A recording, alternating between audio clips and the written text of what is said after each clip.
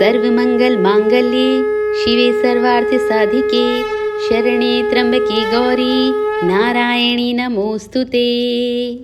नमस्कार, स्वागत है आपका एक बार फिर से नीलम ज्ञानवाणी चैनल में। भक्तों, आषाढ़ मास की गुप्त नवरात्रि कल यानी 6 जुलाई शनिवार से आरंभ होने जा रहे हैं। तो आज के वीडियो में जान लेते हैं गुप्त नवरात्रि में घट स्थापना का शुभ मुहूर्त क्या रहेगा। साथ ही जानेंगे इन गुप्त नवरात्रि में माँ दुर्गा के किन 10 महाविद्याओं की पूजा करने से मनोवांछित फल की प्राप्ति होती है। और अंत में मैं आपको गुप्त नवरात्रि की अत्यधिक पौराणिक कथा सुनाऊंगी, जिससे गुप्त नवरात्रि का क्या महत्व है और ये क्यों मनाया जाता है, ये सब आपको इस कथा के माध्यम से ज्ञात होगा। तो भक्तों, आपसे अनुरोध है कि इस कथा को अवश्य सुनें और वीडियो अगर पसंद आए तो लाइक और शेयर जरूर कर दीजिएगा। वीडियो आरंभ करने से पहले कमेंट बॉक्स में जय माता दी अवश्य लिखिएगा। माता रानी आप सभी भक्तों की सभी मनोकामनाएं पूर्ण करें। इसी मंगल कामना के साथ आज के वीडियो की शुरुआत करते हैं। तो पूरे साल में 4 बार नवरात्रि मनाई जाती है, 2 बार प्रत्यक्ष रूप से और 2 बार अप्रत्यक्ष रूप से।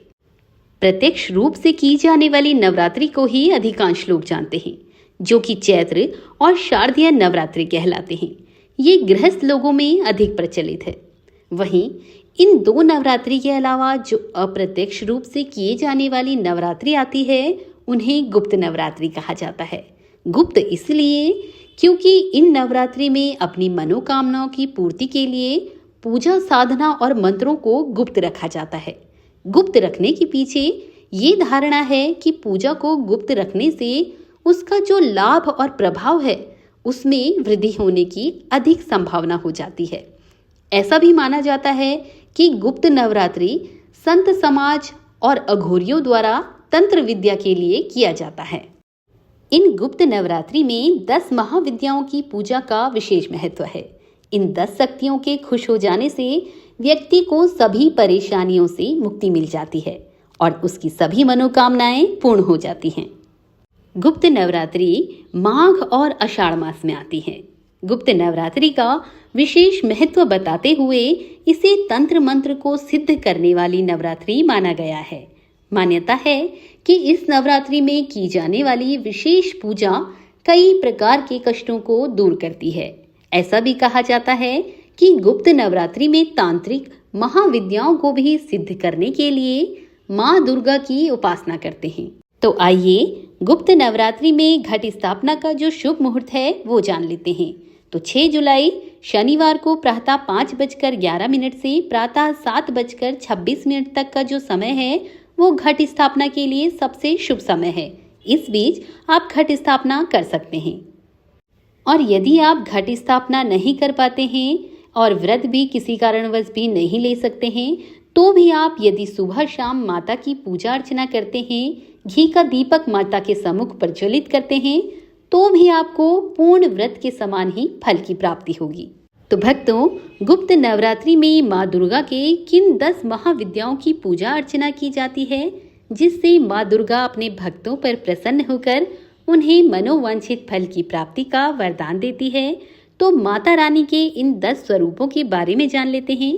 सबसे पहले माँ काली, दूसरी शक्ति तारा देवी, तीसरी त्रिपुर सुंदरी, चौथी भुवनेश्वरी माता, 5वीं माता छिन्नमस्ता, 6वीं त्रिपुर भैरवी, 7वीं माँ धूम्रवती, 8वीं माता बगलामुखी, 9वीं माता मातंगी और 10वीं कमला देवी।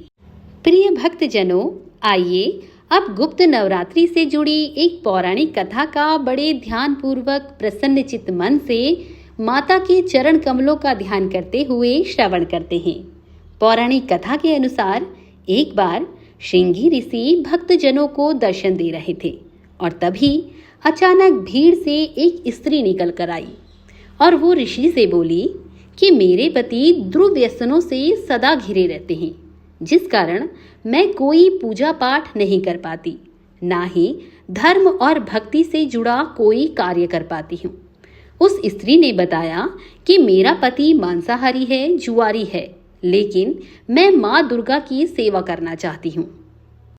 उनकी भक्ति साधना से अपने और अपने परिवार के जीवन को सफल बनाना चाहती हूँ। ऋषि सिंघी महिला के भक्ति भाव से बहुत प्रभावित हुए और उन्होंने उस स्त्री को आदरपूर्वक उपाय बताते हुए कहा कि चैत्र और शारदीय नवरात्रि से तो आम जनमानस परिचित है, लेकिन इसके अतिरिक्त 2 नवरात्रि और भी होते हैं जिन्हें गुप्त नवरात्रि कहा जाता है। उन्होंने कहा कि प्रकट नवरात्रों में 9 देवियों की उपासना होती है और गुप्त नवरात्रों में 10 महाविद्याओं की साधना की जाती है। इन नवरात्रों की प्रमुख देवी स्वरूप का नाम सर्वैश्वर्यकारिणी देवी है।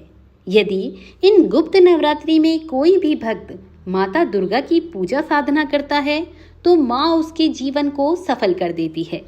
सिंघी ऋषि ने आगे कहा कि लोभी, कामी, व्यसनी, मांसाहारी अथवा पूजा पाठ ना कर सकने वाला भी यदि गुप्त नवरात्रों में माता की पूजा करता है तो उसे जीवन में कुछ और करने की आवश्यकता ही नहीं रहती।